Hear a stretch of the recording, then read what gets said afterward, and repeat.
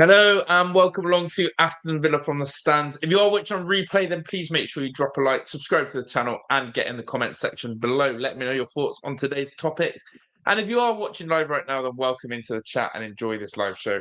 As there's plenty to discuss today from the fallout of Nottingham Forest yesterday, where we fell to a 2-1 defeat, as well as Jhon Duran. Of course, there's got to be a conversation now. Should this guy be starting every game for Aston Villa? Is it quite simply too much now to leave him on the bench because of the impact that he's having?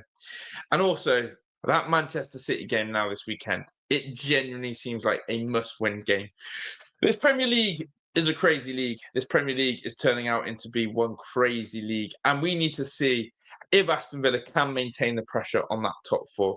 Because week after week, I keep looking at the league table. I keep looking at what could happen, what should happen, what will happen. And right now, Villa somehow are still in amongst the battle for top four. However, without beating around the bush, there is a real chance, a real possibility that Villa could also, on a couple of games, losing to City, Newcastle, and Brighton, fall right into 13th, 14th position. We're on that sort of balance now of which way is Villa's season going to go. Are we going to go up and challenge where we need to be, or are we going to completely fall off the cliff? We'll have to wait and see. But big up to everyone. Look, let's just get straight into it. The Nottingham Forest game yesterday was unacceptable. It was unacceptable. It was unacceptable in the manner in which we crumbled. It's unacceptable that we keep having almost this horrific run now after Champions League games. 1 win, 2 draws, and 3 losses, I think it is now. You know, it's just not good enough. And we can't use an excuse of tired legs. We've got a squad. We've got players who are sat on the bench who are chomping for minutes. And right now, for me, I'm asking those real big questions.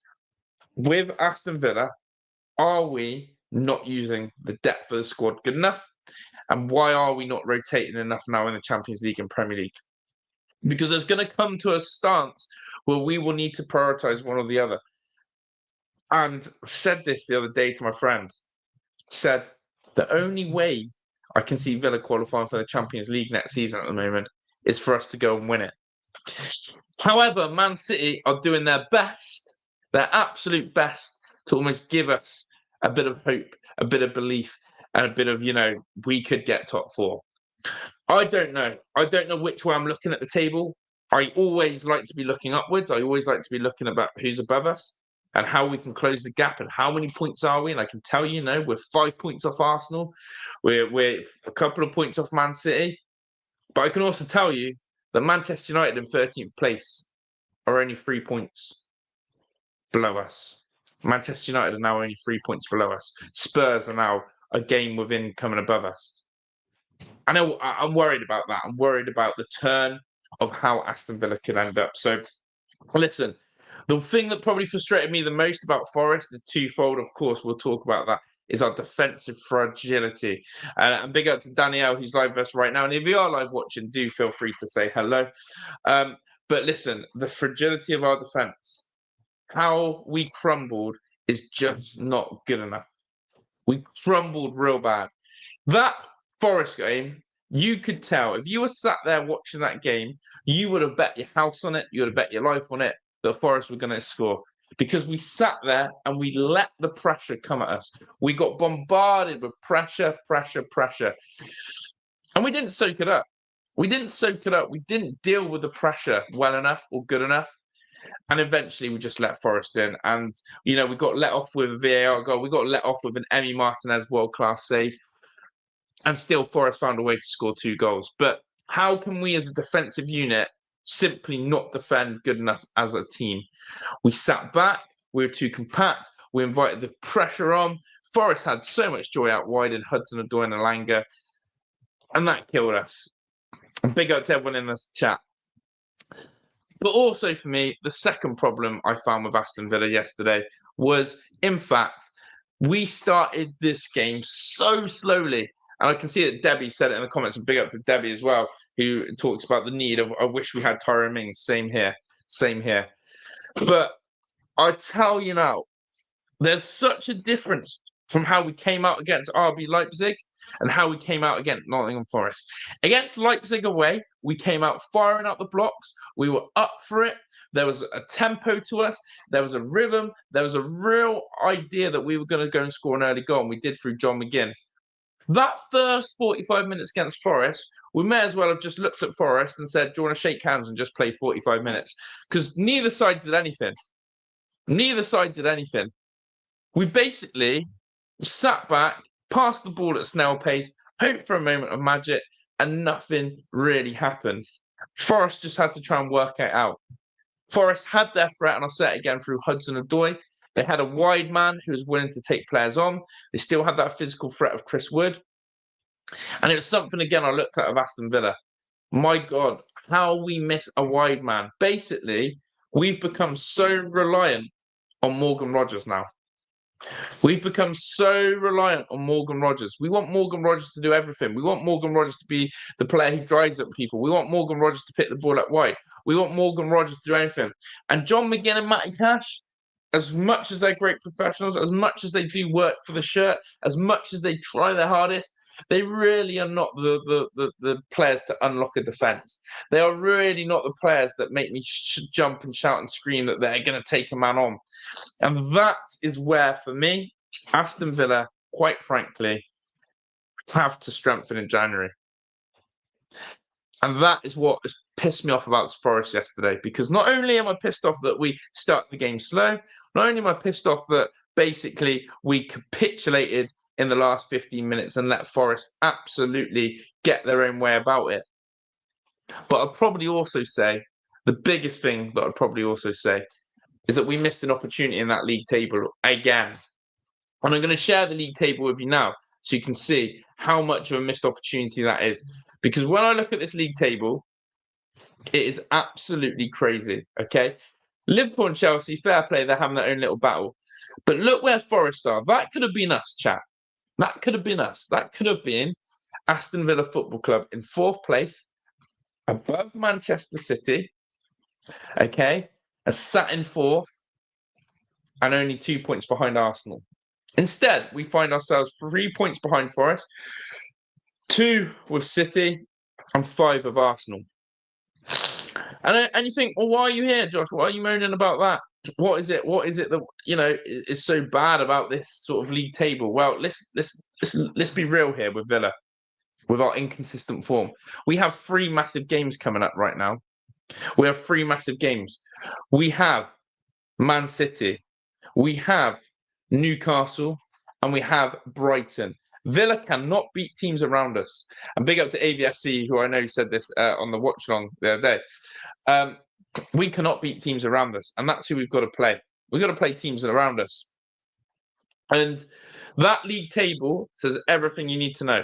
Aston Villa are either going to, by the end of this month, be definitely in that top 4. And I'm not even joking. Wins against City and Newcastle and Brighton, I think, propels us into that position. Or at least 2 wins out of that. However, look down here. Look down here right now. Manchester United in 13th on 22 points. Well, Villa on 25. Manchester United in 13th are genuinely 3 points behind us now. And the sad thing about Aston Villa is our goal difference is crap. We have 0. Look at Spurs in 10th, 17th goal difference. You've got to ask yourself questions of Spurs. What on earth is a team with 17 goals for a goal difference sat doing in 10th? Well, they clearly lose too many games as well. And I think this is a great comment in the chat. Losing to City when they're on this horrendous run has a Villa written all over it. Man City, who have not won a game. Man City have not won a game. 1 win in 11. 1 win in 11. And City have got to come to Villa Park. City have got to come to Villa Park having 1 win in 11 in all competitions. And it is so Villa, isn't it? Absolutely. Yeah. And we could have been where Forest, as captain, has said. And Danielle, I completely agree. We do need signings in January. We do need signings in January. And look, I'll go back to it again. I'll show you that table again because it does hurt me. We could be Forest today. We could be sat in 4th above Man City and dreaming big. I think that the table, people say the table does not lie. No, it doesn't. But remember that come the end of December, Villa are on the knife edge of basically, for me, we've not been playing well. We're not consistent, but we found ourselves in sixth place. And the only thing that's keeping us there in that league position is that other teams are bottling it, like Spurs are bottling it, City are bottling it, Brighton are bottling it, Newcastle can't get a run of form together. Everyone seems to be playing Bottle Job FC right now. Someone's got to go grab the ball by the horns and someone's got to go and put on a massive winning streak. Now, we, as I said, are faced with Manchester City, Newcastle United, then Brighton.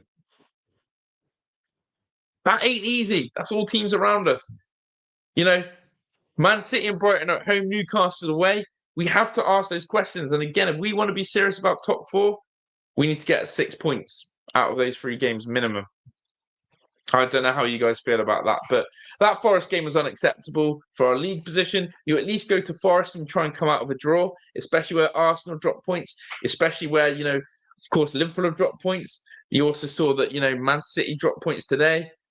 A draw at Forest yesterday, you would shake their hands and go, "Thank you, come again. We'll take that and we'll run." But no. We had to make it difficult. So unacceptable. The next one then is Jhon Duran. Look, he got subbed again at a crucial time with Youri Tielemans. Onana and Watkins came on. Tielemans and Duran came off. And I am a big Ollie Watkins fan. I have been a huge Ollie Watkins fan and will sing Ollie Watkins praises to the hills. But I am now almost in the camp that Duran has to start. Now, whether that means Watkins starts with him, who knows? But this is not clickbait when I'm saying Jhon Duran has to start. I am a believer now that Jhon Duran must start every game. Because his impact and his ability to turn a game from one key moment. Jhon Duran needs one key moment. Jhon Duran needs one key moment and he clinches the game for us. That is a special player. But I also think now that it's almost like the mentality of the players are waiting on the Jhon Duran effect. The players are almost thinking, well, if John's on the pitch, we've got someone to save us. And I think that Unai got it wrong yesterday. I think he made the changes at the wrong time, at the wrong place, and it killed us. Taking off the balance of Tielemans and Duran in hindsight, it's easy to say now the game's done. But it was 2 massive players. And Onana, you bring on Onana, who's not fully fit, who hasn't got much match speed or rhythm, and hasn't featured much for Aston Villa of late, and you bring him on at this time against a Forest team. Yes, you could say he's there to defend the set pieces, and yes, he brings that physical presence. I get that. But your midfield was quite settled in Kamara and Tielemans. The second one for me is then Duran, your goal scorer. He's already scored. He took his goal superbly. A little bit of fine, hot confidence there, you think, and you go on then, son.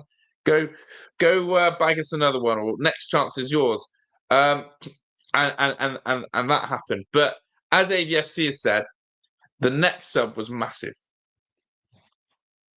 We took off Kamara for Barkley. We changed our double pivot. And if you're going to be really real, our defense is so fragile.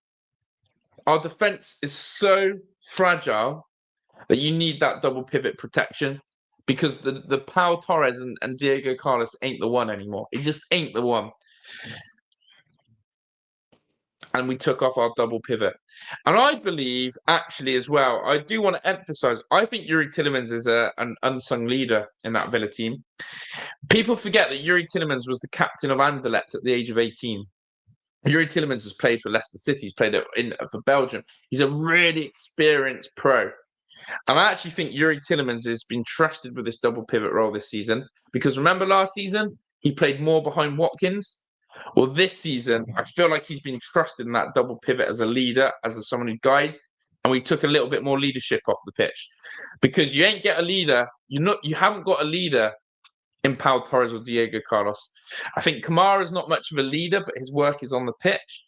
McGinn also, again, when he gets subbed off, there's that leadership responsibility. And I think Unai has to look at that in-game management yesterday. And I think that was not the subs or time or place. So I agree with Dino. I think every player should be building a leadership mindset. But then there seems to be a lack of leaders at Aston Villa in the key times because you don't defend like that in the last 15 minutes. There's someone, and maybe Tyrone Mings might have been that man who grabs the ball by the horn and says, fucking step up a bit, lads. Defend better, switch on, clear your lines, stop giving the ball away, stop overplaying at the back, play the percentages. And we didn't see that enough. We didn't see that enough. So, yeah, I'm really passionate about the fact that I think that a lot went wrong yesterday, from individual mistakes to the gaffer, and the league position for me just doesn't lie. And we are in sixth. We are currently a European spot, but I tell you now, we know that Man City have to find a performance out of somewhere. We know that Newcastle at their ground is no easy feat. And we know Brighton is a weird old side for us. So, honestly, December's starting to scare me. I want to get into January, that we are in that top four, that we have got ourselves, or near that top four, and that we can go into the January window and say, come play for Aston Villa, because we're pushing for Champions League still. The only good thing is that I can agree, is that we're doing well in the actual Champions League competition, which must be a good pull for the players. We're actually, if we want to sign, hey, come play for us. We've still got that Champions League sort of solid mindset and solid sort of, foundation to try and recruit from. But yeah, I agree. Mings is definitely the captain on the pitch. And I think that we missed him yesterday. Simple as that. And I'm not having the Pau Torres Diego Carlos combo anymore. It is doing my nut in, and I'm sure it's doing yours in as well. But yeah, so I want to ask you guys the question, if you're in the chat or live now. Jhon Duran, do you believe that he has to start every game? Do you believe actually that, in the poll is saying 71%, there's been 14 votes already. 71% is saying Duran. You don't want to see both. And I think against Man City, Jhon Duran has to be that man again. We need that quality in front of goal. We need to be taking our chances. With City, you only get a couple of chances. You've got to take them. Manchester United tonight did that. Yes, Bruno Fernandes should have probably scored as well against Man City. He wasn't clinical. But against Man City, you only get a few chances. And Jhon Duran, for me, has to lead that line. We need that natural goal scorer. We need someone who's going to propel us. And I think there is. I go back to it. Football's a psychological game. Look no further than the mindset of Man City right now. Absolutely capitulating. Aston Villa, for me, our mindset is, if Jhon Duran's not on the pitch, who's going to score our goals? That's how I feel. That's how I feel. I think that actually players are starting to realise that there's no Jhon Duran, there's no goal. Maybe that's a bit harsh, but I don't know. But yeah, the Champions League, no doubt, we cannot seem to play after Champions League football. The stats say for itself. We've only had one win after Champions League game, and it was against Young Boys. And let's be honest, Young Boys were terrible. So yeah, it's one of those that for me, Jhon Duran has to start. We have to find a way to get Jhon Duran and potentially Watkins in the side. And I go back to it. I think Villa are missing out wingers badly. I have not realised until now how much we miss Jacob Ramsey. He's like the forgotten man. But I actually think Jacob Ramsey is one hell of a loss for us. Because him and Morgan Rogers link up well. He's a ball carrier. He's pacey. He's direct. He's something that we've needed. And I watched Hudson-Odoi yesterday and I thought, you ain't going to get that out of our players today. You're not going to get a Hudson-Odoi-like player in Matty Cash or a Hudson-Odoi-like player in John McGinn. We miss out-and-out wingers. We haven't got any, right now. And yeah, I'm pretty nervous about, the recruitment in January in that aspect. Will we ignore it or will we go and sort it out? So yeah, that's quite big for me. I think a winger and that game changer is absolutely massive. So we need a right back. Consa's not one of those. Get a right back. Put Consa back in the middle of Mings. Exactly, a right back. We thought we had the right back situation covered because we had basically looked at it and thought, hey, we kept Matty Cash and we signed Kosta Nedeljkovic. I thought that was us basically saying we're happy of right back, but Unai's basically tried Bogard there. That's failed. He's tried Consa there. That's not worked out. Yeah, he's gone and put, Cash in at times. He's actually tinkered with the right back too much, and that's a bad sign. Whereas we know left back is Luca Dean all day long. Jhon Duran is run at tight defence. He's not the man to lead line. Watkins will come good. Don't believe he should be thrown on the bench because of Duran. Look, I love Ollie Watkins. I love Ollie Watkins, and I want both of them to start. I actually think Watkins should be playing wide left at the moment, a ball carrier of some sort. It may not be pretty, but it's something different. But JD has to be on the pitch for me right now. Everything he touched turns to gold. Everything he touched turns to gold. His confidence is sky high. Villa are a team that play well when we're confident. So for me, Jhon Duran has to play, but so does Ollie Watkins. But yeah, Ramsey's injury is exactly that. He's basically like Mason Mount now. He's finished. Jacob Ramsey, we miss you. And I think that's a key part. I think if you look at our double pivot in the midfield, we've got lots of options in now. We've got Onana, Kamara, Tielemans, Barkley. We're absolutely fine in there. But as you guys are alluding to, it's right back and it's the wide players. That's what we've got to concentrate on. That's what we've got to concentrate on. We have to find the right back and we have to find wingers. And will we do that in January? I do not know. But look, Man City has now become, for me, a must-win game to keep that momentum on that top four. Because if we don't beat Man City, it's quite simple. They then go 5 points clear of us. And again, we're not in touch with them. So I'm already nervous for Saturday. I'm already nervous for us and how we're going to step up. Luckily, we've got no midweek football to distract us. I think Man City have been knocked out of the Carabao Cup as well, to be fair. So I think Man City have a fresh week on the training ground. And that's probably the worst time. We're actually probably playing Man City. Now it's just clicked. We're probably playing Man City at the worst time. We're probably playing Man City at the worst time. They've got no midweek game. So they're going to have a fresh week to recover. That actually really sucks, but so do we. But yeah, it's crunch time. It's a real crunch talk here. There's no sort of being sprinkling positivity on Villa for the sake of it. Ultimately, we fucked up too many games this season. Bournemouth, Ipswich. I'm going to say Forest was one of them. You know what? We fucked up too many times and we could be in that top four.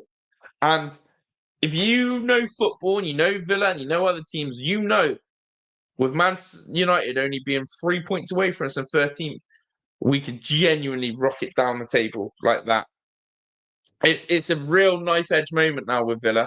It's a real thin line now of which way do we go. And I hope you guys believe that we can go positive. But this is the crunch talk now. It's no messing around. These games are massive. These games are absolutely massive. We've taken a few big defeats recently with Chelsea. Forest one was a horrible defeat. We scraped past Southampton, let's be honest. For Brentford, yeah. Okay, Brentford, we played one brilliant half of football. But apart from that, we're still scratching our heads saying, hey, when's the next big result? Big up to Niall Kane. Haircut locked in tomorrow, I believe. The haircut is locked in tomorrow. But yeah, Danielle saying we didn't replace Diaby or Zaniolo is completely spot on. We've been left so short out wide. The fact that we're using Matty Cash and Kostan Ajolkovic as wide men now screams absolute volumes. And Gary saying the subs look good on paper, but lost us the game. Completely agree, mate. PJ Mello and Beverman City says, Dino wouldn't be surprised. But yeah, and that's the thing. If we had beaten Forest, you can almost then allow a loss against Man City and then go try and win the next game. But the fact we lost to Forest, didn't even come out of a draw, puts massive pressure on this Man City game. 100% it puts a big bit of pressure on this Man City game. And that's not the position or situation that I really wanted to find us in. So we'll have to wait and see on that one. But yeah, it's an interesting week ahead. And I basically want us to get to January. I think that's how I feel at the moment. That's how I feel. I'm actually sort of counting down the minutes and days to January from a football perspective so that Villa can get in a transfer window. And I'm sure, chat, I'm going to be really sure on this. I'm sure we're going to be spending in January because I think the owners know that we need to get top four again. I think the owners have told Unai Emery he needs to get top four again.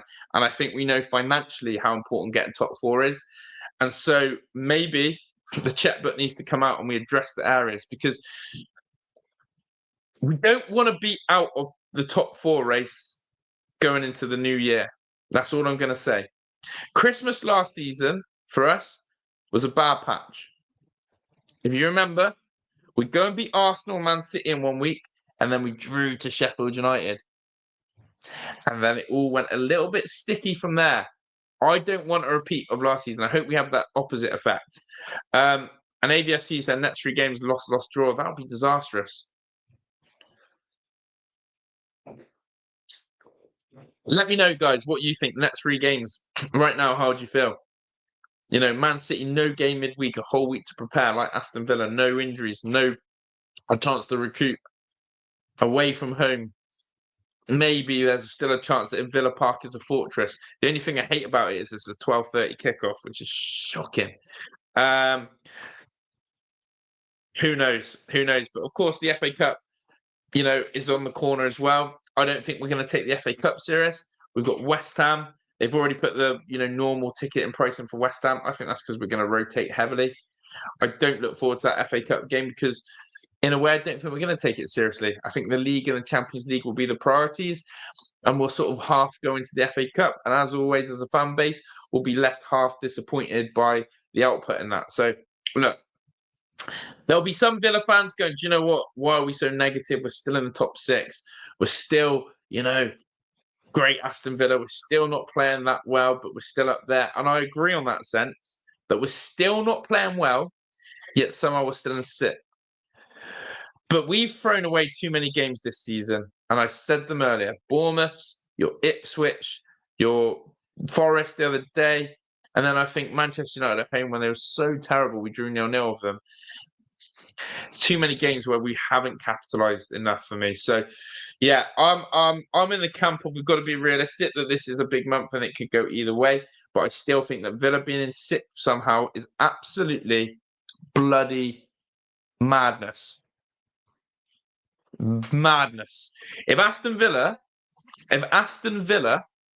right, find themselves still in the top 6 come the end of December, there's something crazy about this league. And I genuinely will hand on heart and say this. I don't think Villa have been more than a 5 out of 10 this season. I don't think we've been more than a 5 out of 10 yet. We're 6th in the Premier League. Make that make sense. But yeah, Debbie's right. Somebody's luck is going to change Saturday. Let's hope it's ours. I agree. AVFC said, just can't see us getting in from the next 2. Newcastle are a really horrible side at home as well. Marcus Humphrey said, swear I've seen you in the Badger. If that's the Badger in Eastington, then you're right. Is that in Eastington, Marcus? Because so that's true. If we had any backbone, we'd be joint 3rd now. 2 points thrown away with Bournemouth and 3 yesterday. Yeah. Look at that. Joint 3rd. That's the real talk. That's the standards. And that's where we have to keep holding these standards as a football club. And I think that's what Unai Emery's done. Hold the standards now. We showed what we could do last year. Now, yes, big up, Marcus. But yeah, that's all I'm going to say. Hold the standards to this football club now, because the last few games have been shocking in terms of the way that we've disappointed ourselves. Yet the Champions League campaign is bloody beautiful. And I agree, Gary, on that one. But look, real talk now. The next couple of games for me decided, as I've said. I think Jhon Duran has to start. If you want to play Ollie Watkins with him, if you want to play Ollie Watkins out wide, then do it. I have always said Watkins over Duran, but now I know why we need JD on the pitch. He's a golden player. Everything he touches goes in the back of the net. And quite frankly, against City, we're going to have very few chances. We need someone clinical there. That's going to be massive. And I genuinely do not want to see us capitulate like we did against Forest again this season. No way am I happy to see us see a game where for the last 15 minutes, it was almost like, as Dino told me, it was almost like we knew they were going to equalise. Because if you watch that game, it was wave after wave of pressure. Villa were shitting themselves, didn't know how to have that control, didn't know how to really deal with the situation, and fucked it up. So, yeah, that's how I feel about it. No, I wouldn't, Dino, no. So, look, if I was to be positive this week, we've got a week with no interruptions, no games in between. We've got a clean week to be on the training field to master a game plan against Man City. Hopefully, Man City are going through an internal combustion right now where the players are at war with each other, Pep's at war with them, and there's a big disgruntledness in the change rooms. And hopefully they come to Villa sort of stunned at where they're at Villa go get an early goal, and Man City's form is absolutely back on the question mark because there is a lot of pressure on those Man City players. I still think the Man City game, Man City have a lot more pressure on them. And I just think that actually, come on, this is it, Villa. We play well usually against Manchester City at home. Let's not forget that. We actually play good football against Man City at Villa Park. We've got to see that again, but this time we need a result. So, yeah. We are going to wrap up on this. As I said, I'm going to try now in December and January to be consistent with trying to do more streams like this, especially as watch-alongs are less frequent on here. Remember, if you haven't already, please sign up to the Big Up. That is really important for me. It's very easy to get onto our Big Up page, and I will literally just get you the link for that because I don't want you missing out on our Big Up because that is where watch-alongs have been. And we are on 230 members. If we could, by any chance, get to 235, that would be amazing. I'm going to send you the link here. It takes 1 minute. You just need an email address, please, on this pinned comment here. Sign up to my Big Up account because you don't want to miss any of the watch-alongs that are coming up. But yeah, up the bloody Villa. We go again. You lot are all legends. Thank you for tuning in.